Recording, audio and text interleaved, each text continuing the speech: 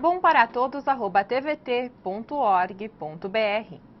Está aqui no Bom para Todos o educador financeiro Mauro Calil. Olá, Mauro, muito obrigada pela sua participação. Eu que agradeço, obrigado. Mauro, agora é a hora de abrir mão do aluguel e investir em algum imóvel? Olha, ficar no aluguel nunca é bom, né? Então, as pessoas mesmo que ainda morem com os pais, elas devem pensar em comprar a sua casa própria, né? E quem está no aluguel, obviamente que esse é um sonho, portanto, tem que colocar em prática uns planos para realizar esse sonho. Mauro, mesmo com o financiamento em 30 anos, que cuidados o investidor deve tomar para não assumir uma dívida maior do que a que ele pode mesmo assumir? Nós temos no Brasil uma recente cultura de financiamento em parcelas que cabem no bolso, né? E isso é temeroso, tem que tomar muito cuidado com isso, porque a parcela que cabe no bolso hoje não necessariamente caberá no seu bolso amanhã. Por alguns motivos. O primeiro, você pode perder o emprego, você pode ter outro tipo de dificuldade onde você tenha que despender mais dinheiro do que aquele que você normalmente está acostumado a gastar. E 30 anos é um prazo muito longo, ninguém consegue prever o que vai acontecer na própria vida, ou quanto mais na vida familiar durante 30 anos, né? Então, esse é um cuidado que você tem que ter, de encurtar esse prazo, né, para 15, no máximo 20 anos, e verificar ainda se essa parcela vai caber no seu bolso. Mauro, nós fomos às ruas e a população tem muitas dúvidas sobre esse assunto para você. Vamos ver a primeira pergunta. Nós estamos em bom momento para comprar imóveis? Sim, sempre é um bom momento para comprar imóvel. Agora, não espere que a valorização dos imóveis seja tão grande quanto a que tivemos de 2009 até hoje, né? Por que não? O que aconteceu de 2009 a 2012 é que teve uma recuperação de preços, né? Na média, os imóveis se valorizaram em torno de 15%, tá? Só que essa é a média anual dos imóveis. Então, nós tivemos por 5 anos uma valorização de 15% nesse período todo. O que aconteceu de 2007 até 2012, especialmente em 2009 e 2010, é que toda essa valorização que não ocorreu, aconteceu de uma vez só. Agora, o que deve acontecer é a normalidade, 15% ao ano em torno disso. Vamos ouvir mais uma pergunta. Bom, eu vim aqui no feirão para adquirir o meu imóvel. Eu queria saber se vale mais a pena investir num imóvel novo ou usado. O imóvel na planta, ele tem muitos riscos. Tá? Por que o imóvel na planta é mais barato? Porque você não sabe se aquela obra será entregue de fato, você não sabe se aquela obra está licenciada na prefeitura, você não sabe nem se ela vai atrasar, que seria um problema menor. Tá? Por isso que ele é mais barato, ele tem riscos maiores. O imóvel, quando ele é entregue, ainda você vai ter outros custos. O imóvel usado, primeiro, ele já está lá.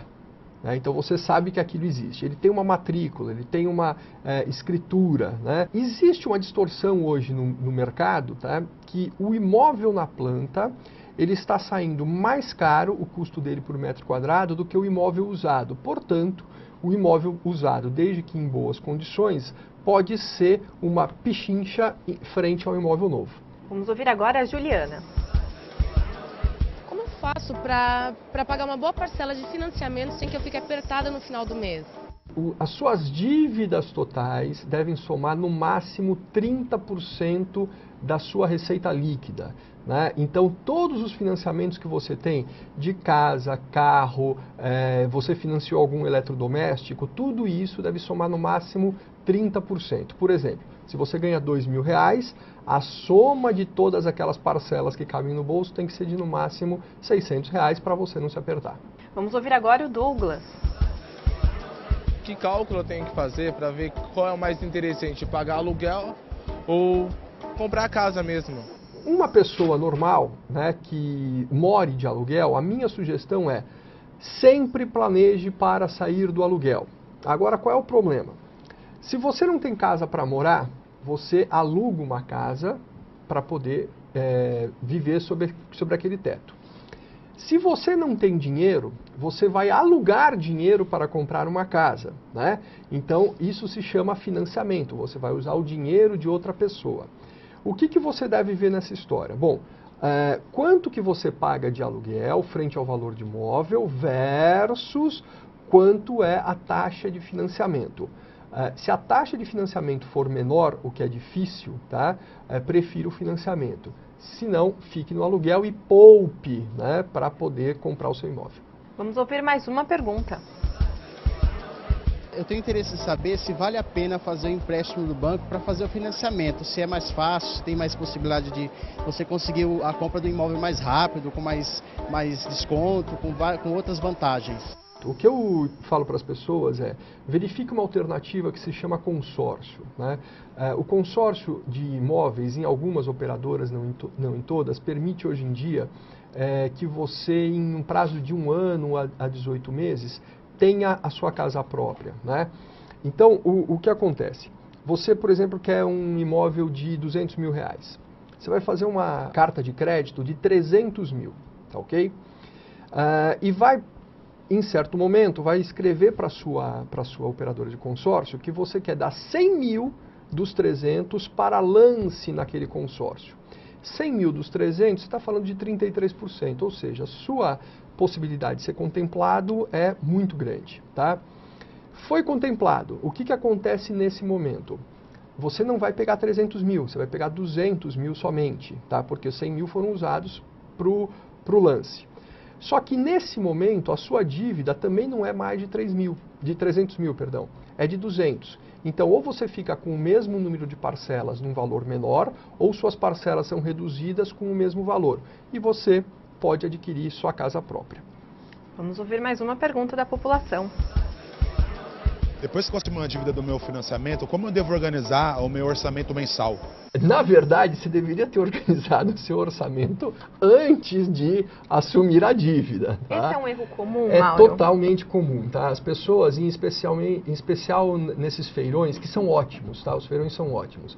Porém, o feirão, ele favorece o impulso, né? A compra por, caramba, olha só, cabe no meu bolso, é no bairro que eu quero, pô, é bacana, aquele predinho que eu conheço, vou lá e assino.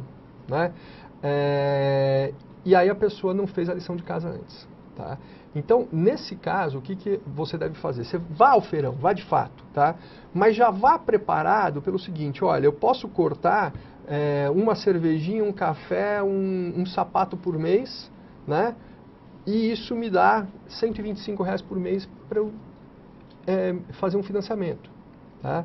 Ok, não tem problema. Agora, entrar no financiamento e depois verificar o que vai fazer, isso realmente é falta de prudência. A pergunta da Patrícia é referente à idade. Eu queria saber em relação à idade, se tem alguma melhora sobre isso, né? Alguma condição melhor para as pessoas que têm idade elevada a 20 anos. O banco faz uma análise de risco, basicamente, tá? A inadimplência está mais alta na faixa dos 18 aos 35 anos, tá?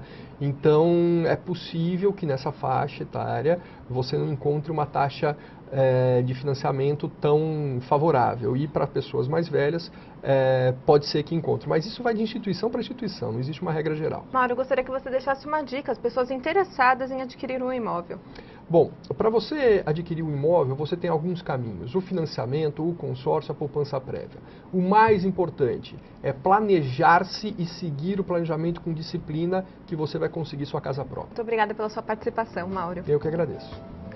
O Bom para Todos traz informações e serviços que são importantes para você. Faça suas perguntas, expresse sua opinião e dê sugestões. O e-mail é bomparatodos@tvt.org.br. E no site da TVT você pode assistir aos programas que já foram ao ar. Acesse tvt.org.br, clique em programas. Depois, Bom para Todos. Escolha o tema, assista e aproveite. Muito obrigada pela participação e por estar com a gente. Afinal, este programa da TVT é feito para você. Até o próximo, boa semana a todos.